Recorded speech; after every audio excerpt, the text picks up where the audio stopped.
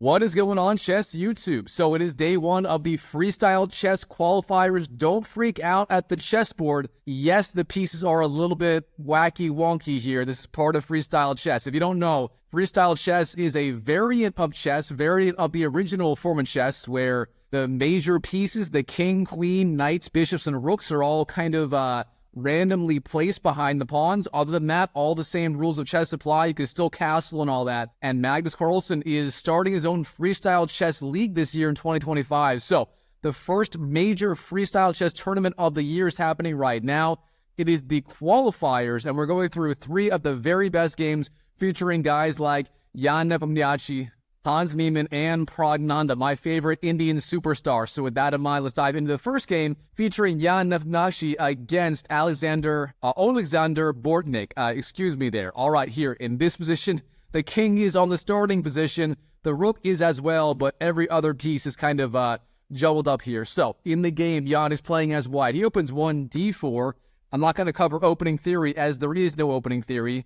And here, Alexander goes d5. Now we have bishop f4 in the spirit of the London opening. And now black goes e5. This is a very strong move, jumping in the center, capitalizing on potentially the weakness of the move bishop f4 prior. All right, now here, white obviously, he has to do something about this threat of e takes f4. In the game, he does take with the bishop.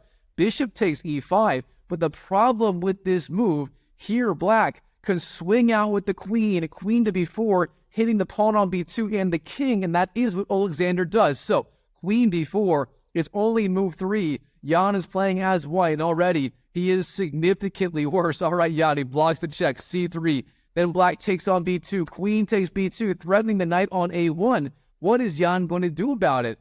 In the game, he goes knight b3, trying to defend. But now here, simply queen takes c3, wins yet another pawn. Now Alexander is up a single pawn in this position. Can Jan hang on? He only has 2 legal moves here. Rook d2 and knight d2 in the game. Knight d2 played. Now we have f6, the Ben Feingold counterattack. Even in freestyle chess, Ben Feingold not a fan of the move f6 at all. So f6 played in the game.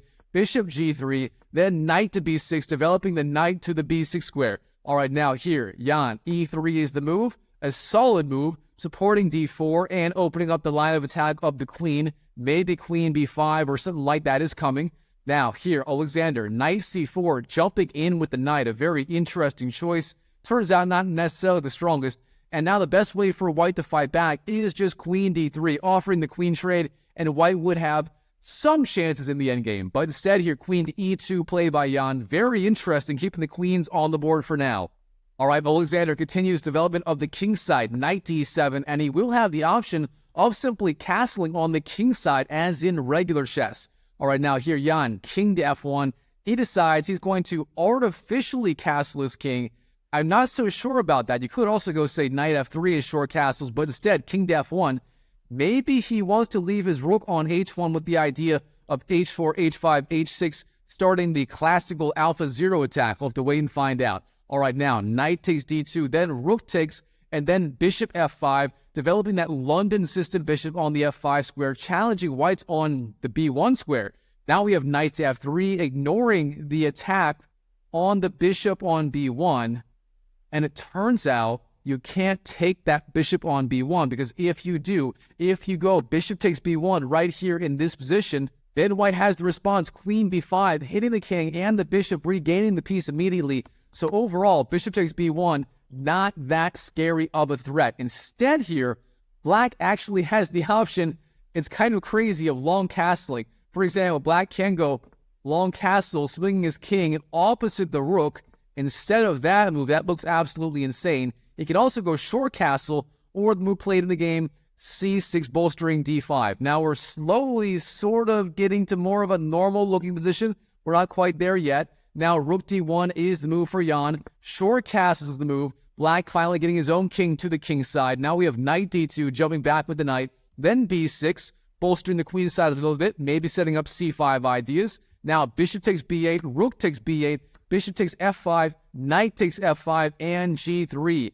Now Jan showing his intentions, perhaps king g2, finally getting his king to safety, and we have sort of arrived at a relatively normal-looking game. All right, Alexander, rook f to e8, taking control of the semi-open e-file, then knight b3, swinging out with the knight. And now here, Alexander, a5, gaining space on the queen side, perhaps intending a4, but this turns out to be a little bit weaker than the alternatives. Instead of that here, the move simply queen to c4 was best, again offering that queen trade. Instead, a5 played in the game. Now we have the move rook c1 for Jan, hitting that queen on b4. Now queen b4 retreats the queen, queen to c2, piles of pressure on that pawn on c6. And now here, Alexander has the option for some absolutely crazy, insane-looking moves, including knight takes e4, the knight sacrifice, the point being after f takes you recapture with the rook, opening up the king side, and white's king on f1 would be in a lot of danger. Instead, knight d7 played in the game, retreating the knight. Then we have king g2 stepping off the back rank, and then a4 putting more pressure on that knight on b3. Now, knight d2 jumps back with the knight, a solid move. Now we have b5, bolstering the queen side, not a bad move at all. Black having all those pawns on light squares on the queen side, very solid.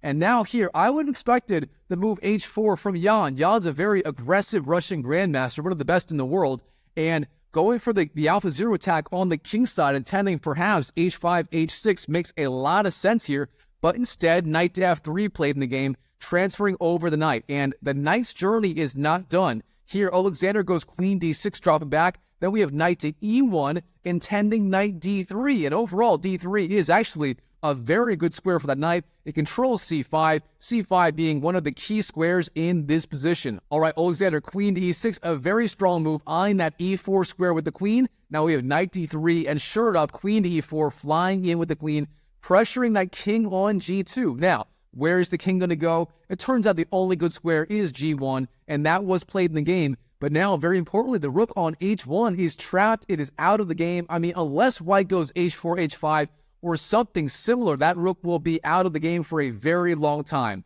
All right, Alexander, knight to f5, jumping in with the knight, potentially flirting with the idea of a sacrifice on either d5 or e3, or d5 or d4 or e3, sorry, excuse me. Now here, Jan, knight b4, pressuring c6, a very solid choice, and beyond that, of course, offering the queen trade. All right, now here, queen to f3, Alexander trying to keep the queens on the board for now.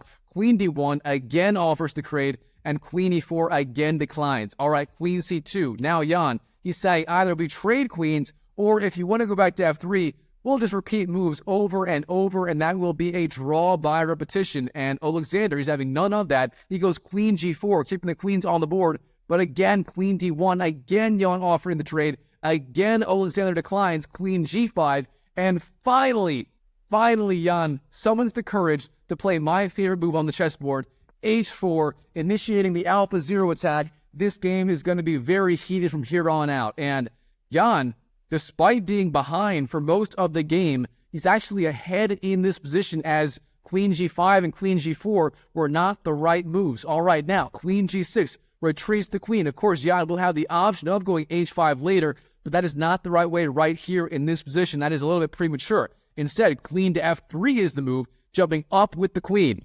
Now, Alexander, rook to e4, very strong move, jumping up with the rook to the e4 square, trying to gain control of the center and setting up ideas like rook b to e8 next. However, of course, it does leave that pawn on c6 hanging. White has the option of either rook takes or knight takes c6, and in the game, Jan does take with the rook. So, rook takes c6. Of course, now here, Black's going to have all kinds of sacrificial ideas, and in the game, he finds the strongest move by far. Knight takes h4. It is actually not a knight sacrifice, as the pawn on g3 is pinned to the king, and if you take with the rook, Black recaptures with his own rook, and again, you can't take the rook. Therefore, Black does win a pawn for free, essentially.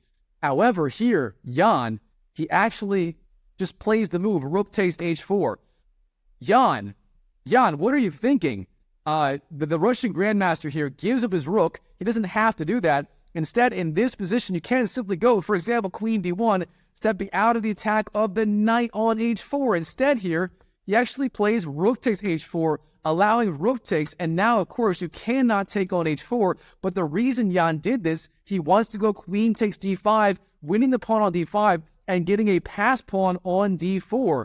Now, here, of course, Alexander, he is up the exchange. He has the extra rook versus the extra knight of white. And Jan, he is, he doesn't even have an extra pawn. I don't know what he was thinking. All right, king to h8, stepping out of the attack. Now we have knight to d3, jumping back with the knight. And now here, rook to h5, pressuring the queen. All right, now here, Jan, in the game, he does go queen to f3. However, I do want to point out, there is the very flashy move, rook to b6. The point being, if you take the queen, rook takes b6 will be a back rank mating threat. And instead, if you take the rook on b6, queen to e8 would be a back rank mate. Now, instead, queen to f3 played in the game. Jan keeping it a little more simple. And now Alexander, b4, pushing his pawn down the board.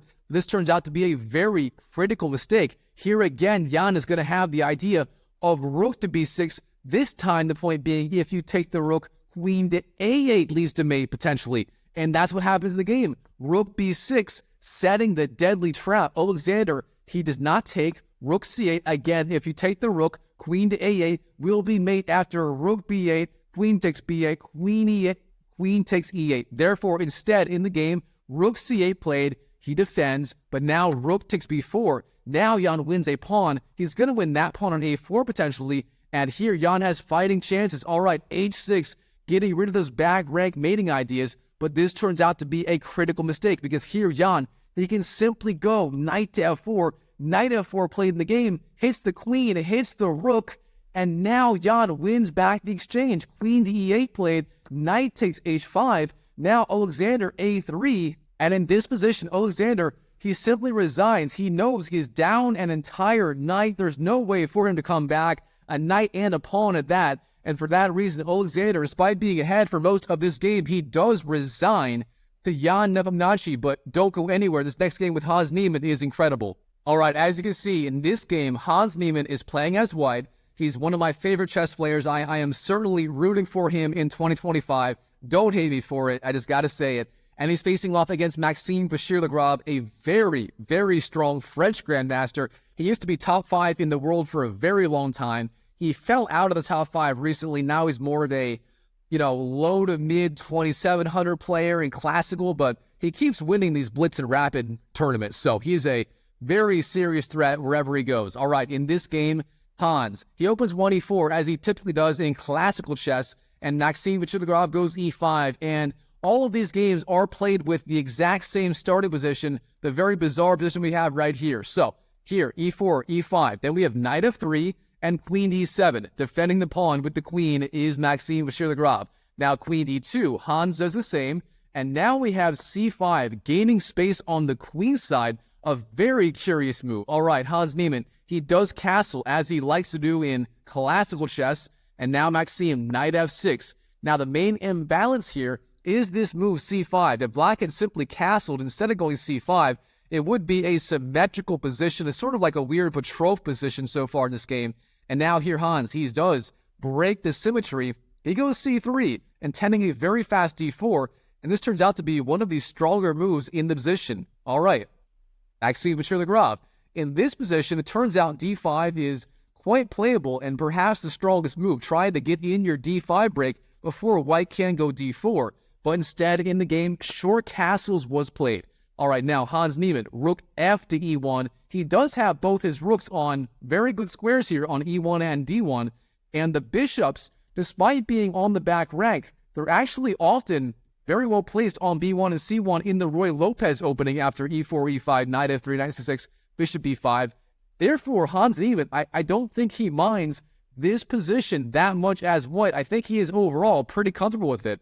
All right, Maxime, knight c7, developing his knight to one of the better squares. Only two squares here you can't go to, c7 and b6. And now Hans does seize control of the center with a very strong move, d4. Very good, Hans. All right, d6. And now we have the move d5. Hans Niemann locking the center of the board. And this exact pawn structure is very often achieved in the closed Roy Lopez. Now, typically, black's going to have pawns on a6 and b5 in that variation. And this pawn structure leads to very, very interesting positions. Both sides will be attacking on both sides of the board. Black mostly on the queen side, whereas white can attack on both the king side and the queen side, depending on how the game progresses. Now, if white wants to attack on the king side, he may have to go, for example, h3, knight h2, rook f1, and f4, whereas the queenside play is pretty simple. a4, maybe b4, and so on. We'll have to wait and see how the game progresses. All right, Maxime, he continues. Knight h5, a strong move, potentially intending knight f4 ideas. Now here, of course, white's going to have the old tactic of knight takes e5 with the discovered attack on the knight on h5. But if white does that, of course, queen takes e5 would keep that knight on h5 defended. Therefore, that would not be that dangerous of an idea. All right, now Hans continues. Knight c2, then knight f4, hits the queen on the e2 square. Now Hans trades on f4, bishop takes, then e takes, and then h3, giving his king a little bit of loft on the king side. Not a bad move. All right, now here, Maxime, he plays a very inaccurate move in this position. He goes for the move rook f to e8, but this turns out to be actually quite a bit weaker. Instead of that, the computer says the move, believe it or not, knight to a8 is the idea. The point being, you want to go knight b6, maybe knight c4 later, or maybe knight d7 to f6 and so on, or even to e5. Overall, knight a8, believe it or not, was the strongest move here. Instead, rook f to e8 played in the game. And again, this move is quite a bit weaker. White's going to have a lot of ways to try and capitalize on this. Now, according to the engine, as usual, the strongest line here is the AlphaZero move a4, intending a5, gaining more space on the queen side, discouraging knight a8 to b6, as you can just go a4, a5, basically blocking that whole idea altogether. Instead, in the game, knight a3 played by Hans Niemann, intending perhaps knight c4 ideas, or maybe knight b5 if that black knight does go to a8. Now, once again, knight a8 is the strongest move. Instead, b6 played by Maxime Vachiere-Lagrave, the Frenchman. The point being, maybe you want to go bishop a6, something like that. But here, Hans Niemann, knight c4, excellent, blockading that diagonal preemptively. Now, bishop a6 would not be that serious of a threat. All right, instead, queen to f6 played by Maxime Vachiere-Lagrave. He is not much of an e4, e5 player, so I imagine he is at least a little bit uncomfortable in these kinds of positions. And now Hans does gain space on the queen side. a4 is the move, very solid. Now here Hans continues, queen d2, putting some pressure on that pawn on f4. And Maxime, he does go king g7, a very simple move. He may be intending gaining space on the king side, perhaps with moves like h5, g5, and so on. That would be one idea. Now, switching gears, Hans does gain space on the queen side. b2 to b4 is the move, a very common idea in these Roy Lopez-style structures. And here Hans Niemann is getting quite a space advantage on that side of the board. Now, Maxime, bishop d7, trying to defend, and Hans does go b5, locking down the queen side for now. Now, his plan may include defending b5, then going a5 at some point, but for now, that pawn has too much pressure between the bishop and the knight. Therefore, Hans Niemann, he may be intending to switch gears and go in the center or on the king side instead. All right, Maxime, a6, applying pressure to the front of the pawn chain there. Now we have knight takes b6. Of course, move a6, pressuring b5, but giving up that pawn on b5 in the process. So, knight takes b5, then a takes b5, and now bishop c2, getting the bishop off the back rank. The point being, if black takes on a4, you can go rook to a1, applying more pressure on that pawn on a4. Now here, Maxime, rook to e7. An interesting try, I guess, trying to recapture on d7 with the rook if white does take there. Knight takes d7, and sure enough, that is what we have. Knight takes d7, and now instead of rook e takes d7, we have rook d takes d7 by Maxime. All right, now here, Hans Niemann, rook b1, applying more pressure on that pawn on b5. Maxime does go b4, keeping the queen side closed, and now we have some pawn trades. C takes b4, and then c takes b4 back. All right, now here, Hans obviously recaptures that pawn on b4, rook takes b4, and in this position, the dust has mostly settled. Here, Hans Niemann is up a single pawn on the queen side. He has a very dominant position. I mean, he is ready to simply push that pawn up the board, and there's very little Maxime Vachiere-Lagrave can do to stop it. So Hans Niemann getting a very powerful advantage, but don't forget, these games are all wacky wonky with the weird starting position, so anything can happen here. All right, Maxime, bishop a7, applying pressure on this long diagonal, solid move. Now we have rook to c4, applying pressure to the knight on d7, and now rook to e8, correcting his mistake. Rook e7 was likely a mistake earlier in the game, now intending to swing that rook over to the queen side. Now, Hans Niemann, a very strong move, rook to c6, applying pressure on the 6th rank. What is Maxime Vachiere-Lagrave going to do? Well, He flies in with the queen. I don't recommend this. Instead, queen d7 or bishop c5 are likely the right responses here, but instead, queen to b2, flying all the way down with the queen, applying pressure on the queen side, but the problem is that queen on b2 is very, very vulnerable, and here Hans just goes rook b1, applying immediate pressure to that queen on the b2 square. Now we have queen to a3, getting out of the attack, and now here Hans, he continues to put more pressure on that queen with the move rook to c3, and once again, the queen will have to move. So, queen to a2, that is the only good square for the queen. Literally everything else is being covered. a4, b4, and c5 are all covered by the white pieces. Therefore, queen to a2 is the move in the game.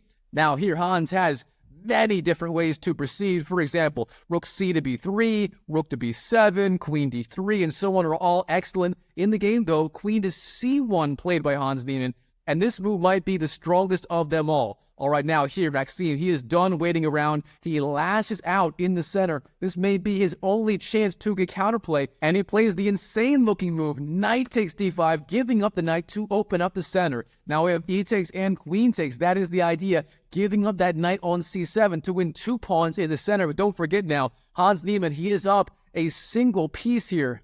An entire knight, and black only has 1 pawn in return. Of course, that does give Hans Niemann a massive advantage in this game.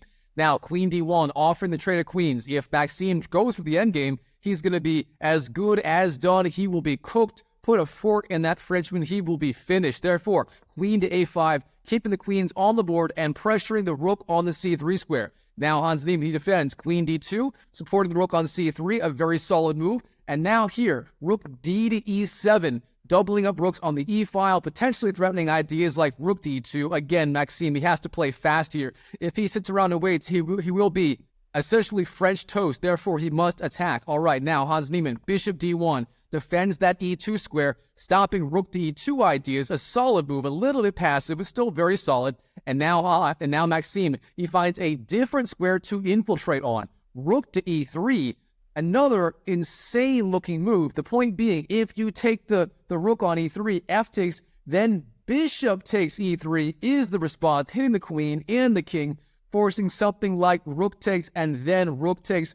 Overall, Maxime would be coming out ahead out of that trade. Therefore, here, Hans Niemann, he does not trade on e3. Instead, the move is rook b to c1, a defensive move, supporting that vulnerable rook on c3. Of course, that was the other idea. The rook and the queen do put pressure on the rook on c3. Therefore, rook b to c1 does defend. All right, now Maxime, he continues. Rook 3 to e4, retreating with the rook and getting out of the way of that f-pawn. The rook will stay alive for a while. Now we have king to h2, queen to b6, rook 3 to c2, retreats the rook, and then h6. Now, a5, finally getting that alpha 0 pawn marching down the board, pressuring that queen on b6. The queen has to move, queen d8 played in the game, and then rook to c7, flying down with the rook is Hans Niemann. All right, bishop c5, seemingly trapping the rook, blocking the communication of the rook on c1 with the rook on c7. Therefore, Hans Niemann will have to respond immediately. In the game, rook to b7 was played. Then we have queen to a8, and then rook c to b1,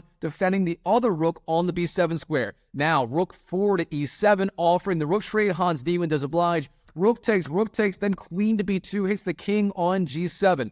Now we have f6, the good old-fashioned Ben Feigl counterattack. Queen d2 slides over the queen yet again, defending the pawn on a5, and now queen to a7, applying more pressure to that very big pawn on f2. Now here Hans Niemann, he defends with a very controversial move, king to g1, defending the pawn on f2 with the king, but stepping into the line of fire of the bishop and the queen. Now this is the strongest move here, but it is a little bit dodgy. All right, now here, Maxime tries to get something going on the king side. He does go g5. It makes a lot of sense. His only chance may be perhaps h5, then g4, trying to create some sort of king side attack, but Hans Niemann is ready for it. He starts bishop c2, an excellent move, rerouting the bishop to the better diagonal, and now the threat potentially is something like queen d3 and then queen g6 check, hitting the king and starting to gobble up those pawns on f6 and h6. All right, Maxime, h5, continuing his plan. Queen d3, as discussed, threatening queen h7 and queen g6.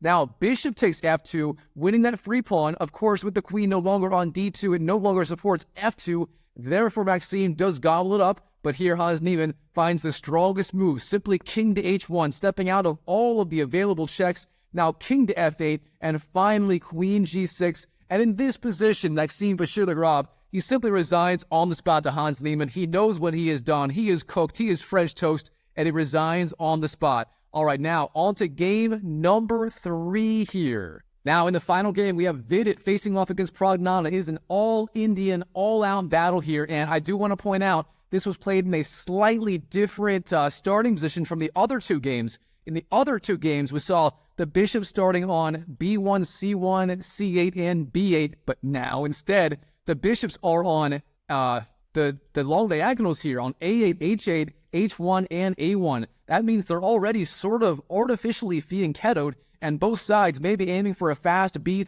g3, and so on to activate those pieces immediately. Beyond that, white has the option of castling again on the king side or on the queen side. Either way would work excellent. All right, now here, Vidit is the first to move. He goes c4 in the spirit of the English opening, and now Praggnanandhaa g6, taking control of that long diagonal here. All right, now we have b3, and then bishop takes and queen takes. Now the queen is active on the long diagonal, potentially threatening moves like queen g7, but it turns out that is not a serious threat yet, as overall, there just isn't all that much to attack on the king side there. All right, now here, Praggnanandhaa, he is ready. He goes b5, and it turns out this is actually the strongest engine line in this position. I don't know how he found the move b5, but he found it. First of all, this does open up the long diagonal for the bishop. Second of all, you are threatening b takes c4, trying to soften up those queenside pawns. All right, now here, Vidit, he continues c5, gaining space, not necessarily the strongest move, but very playable, and avoiding the trade of pawns on c4. Now here, Praggnanandhaa, knight to f6, develops his knight, very good. d3 from Vidit. Now, what is the idea of d3? I assume it is to take control of that e4 square, stopping knight d4 ideas, but overall it's a little bit passive, and here Praggnanandhaa again finds the strongest response, d6. Now we're only 5 moves in, but Praggnanandhaa already has a massive advantage, as you can see by the eval bar on the left.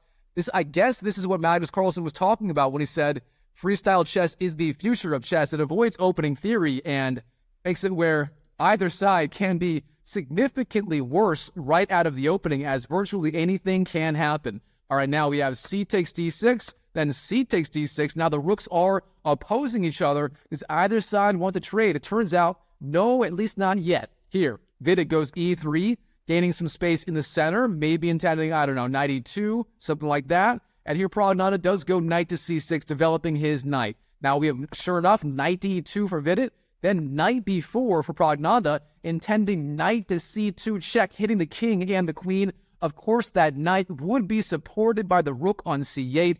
Therefore, that is a very, very real threat. All right, queen to b1, sliding over the queen and supporting that c2 square is Vidit. Now we have rook takes c1, then knight takes c1, and then queen to c7. Again, threatening knight to c2. The point being, you force the king to move, you get rid of the option of castling, and then the game goes on. But now here, both sides do castle. They swing their kings over 2 squares without moving the rook. Castles and castles, a very weird move, but sure enough, a legal move. Now we have knight to e2, developing the knight off the back rank. Rook to c8, infiltrating on the c-file, and we're almost kind of sort of getting to a normal position. I mean, you might see this out of, like, I don't know, the exchange Slav, something like that, where the c-file is open. Of course, the bishop on a8 and on h1 don't make a whole lot of sense. It's actually impossible to have a bishop on h1 in a chess game without going g2 to g3 or something like that. But sure enough, the bishop is on h1 defending.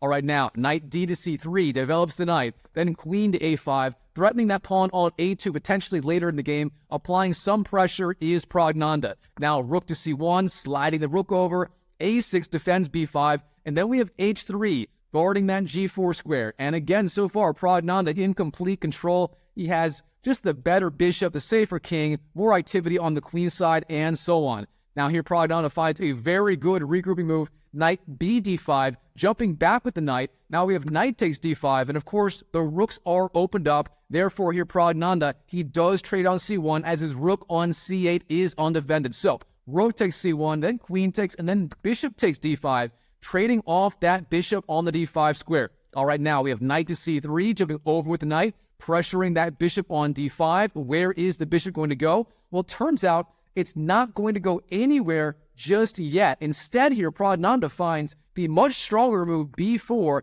and this move looks a little bit weird, but overall the queen on a5 does defend that bishop on d5. Therefore, if white takes, black takes back with the knight, and black is doing just fine overall, as again, the bishop on h1 is simply out of the game. All right, knight to a4 is the move, opting not to trade on d5, but it turns out knight takes d5 may have been a little bit stronger. Instead, knight a4, and now that knight on the rim is certainly at least a little bit dim. Praggnanandhaa, queen to b5, sliding the queen over, pressuring d3.